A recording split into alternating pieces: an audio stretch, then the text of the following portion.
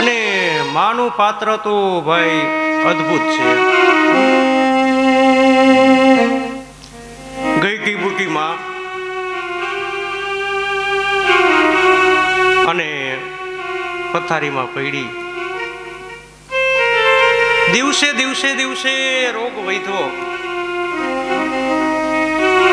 હવે એવો રોગ આ માને થયો કે એના શરીરમાંથી ધીમે ધીમે દુર્ગંધ નીકળતી જાય છે.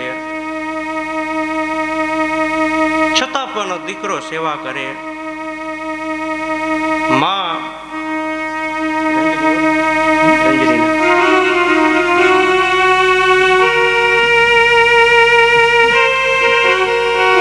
ધીમે ધીમે હલતી ચાલતી બંધ થાય, પથારી વશ થાય. પથારી આ દીકરો સાફ કરે. મહિનો, 2 મહિના, 4 મહિના જાય.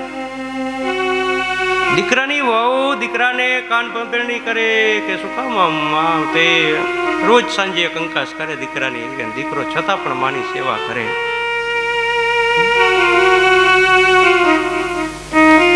રોગ દિવસે દિવસે માતાને ઘેરતો જાય છે અને શરીરમાંથી એવી દુર્ગંધ છૂટતી જાય કે છેલ્લે તો એના રૂમમાં પણ ના જવાય. છતાં પણ આ દીકરો જાય. સગાવાલા આવે. સગાવાલા પણ વિચારે કે હવે આની કાઠી માટી થાય તો સારું એમ. આવો ભયંકર રોગ. પણ કુદરતની સાથે ભાઈ અહીંયા કોનું કુદરત પાસે હાલે? આડોશી પાડોશી ખબર કાઢવા આવે, સાંજે બેસવા આવે. પછી આ દુર્ગંધ વધતી ગઈ એટલે આડોશ પાડોશના બધા કહેવા માંડ્યા. એકવાર પત્ની કંકાસ કરવા લાગી કે હવે માને રાખવી હોય તો હું જાઉં છું. અને દીકરા ઉપર ધર્મ સંકટ આવ્યું ભાઈ. શું કરવું? પત્નીએ કાન ભંભેરણી કરી કે કામ કરો કે તળાવની પાર બહુ ઊંચી છે, પાણી બહુ ઊંડું છે. વ્હીલચેરમાં માને લઈ અને આ સાઈડ એક કૂવો છે જૂનવાણી, તો એ કૂવા સાઈડ માને જવા દો કે પછી આગળ જે થાય સમાજને જવાબ દઈ દેશું, જોઈ લેશું.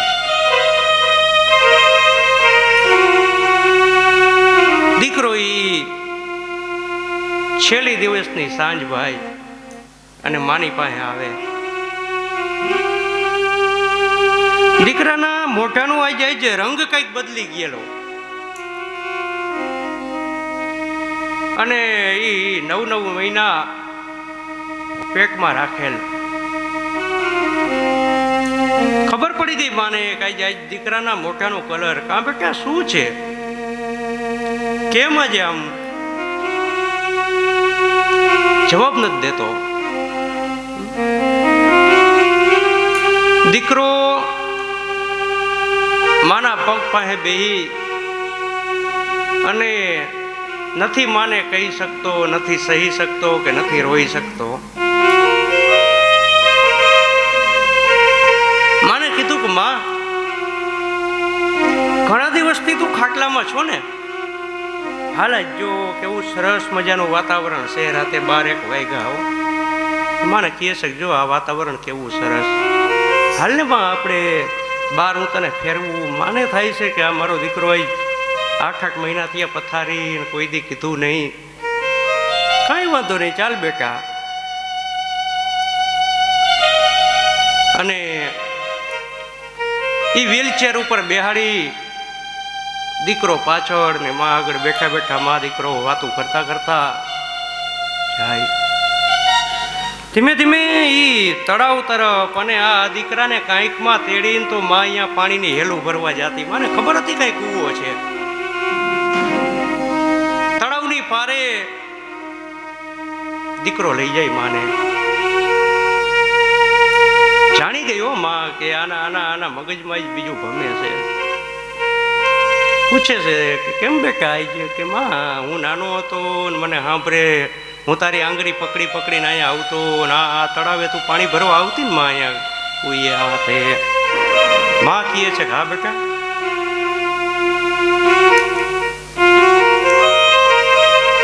એ વ્હીલચેર કુવા અમે રાખી. માના પગની પાસે દીકરો બેહે અને રોવે. ઈ ધ્રુજતો હાથ માંડ કરી સાહેબ.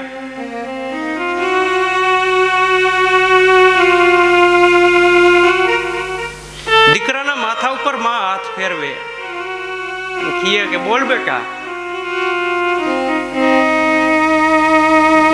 દીકરો કહે છે કે માં, આ તારા રોગથી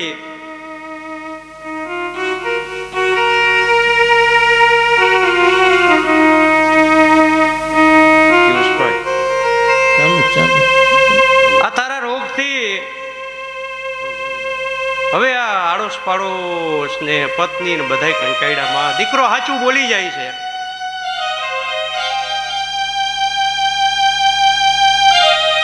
અને માં હવે આ તારી વહુ છે એ પણ મારી એ રોજ કંકાસ કરે.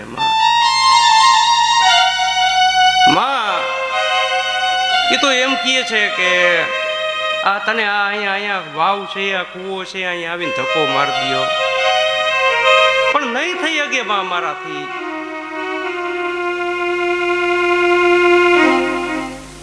માં હસતી કે બેટા એમાં શું, માર દે તું તારા દીકરા ધક્કો, અને તારા હાથે મારું મોત થાય બેટા. આથી હું કેવી ભાગ્યશાળી હોઉં. મારી દે મને ધક્કો, જવા દે કૂવામાં. અને બેટા તું ને વહુ રાજી ખુશીથી રહી જો. છોકરાને લાલાને હાચવજો, ભલામણ કરે માં. અને સાંભળ બેટા, વહુને કહેજે કે તને સાંજે કોઈ દિવસ ઘી વાળું કોઈ મીઠાઈ રાંધીને ન આપે. બેટા તને ઘી નથી હતતું, તને ખબર ન હોય તો હું કહી દઉં.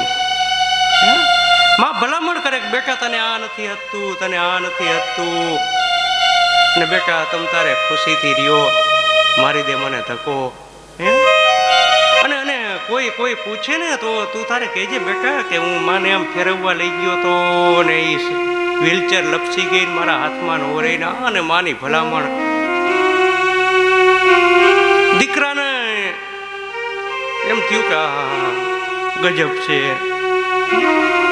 દીકરાને એક પછી એક ભલામણ કરે અને કાકીએ મોતે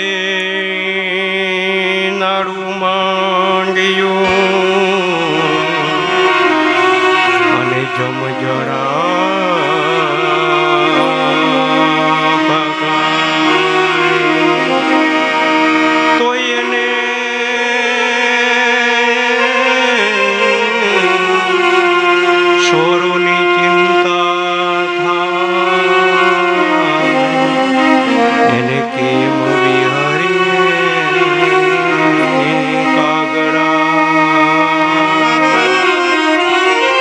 સમય અને ગમે એવું મોત નજીકમાં હોય, માથે યમ આમ કર વળતો હોય પ્રાણ ખેંચવા, તોય એને ઉપાધિ તો ના દીકરાની જોઈ. માં અહીંયા કીએ છે કે માર દે દીકરા ધક્કો. એમાં મુંજા શું આટલું બધું? આ કઈ આહુડા પાડવાના હોય હે?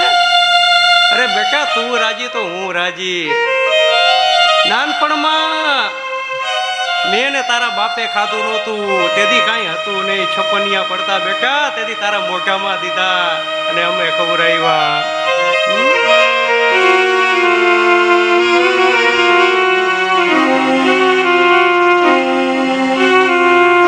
કાઢી મુખેથી કોણીઓ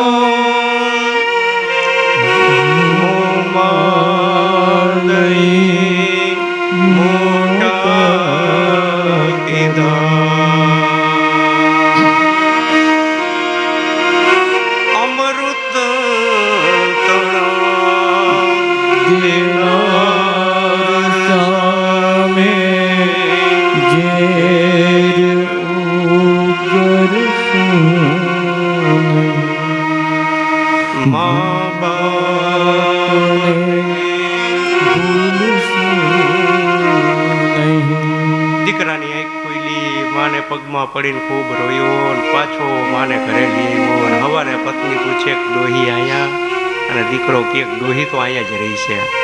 હા, તારે જે કરવું હોય આ તું હવે કરી શકસ. આંખ ઉઘડી ગઈ દીકરાની. આ માનો પ્રેમ. અને પુનિત તો ભાઈ એથી આગળ મને ને તમને ટકોર કરતા ખૂબ સરસ કહે છે, સંતાનથી સેવા ચાહો, સંતાન છો સેવા કરો, જેવું કરો તેવું ભરો, એ ભાવના ભૂલશો નહીં, માને ભૂલશો નહીં. શું માના પ્રેમની વાત કરવી.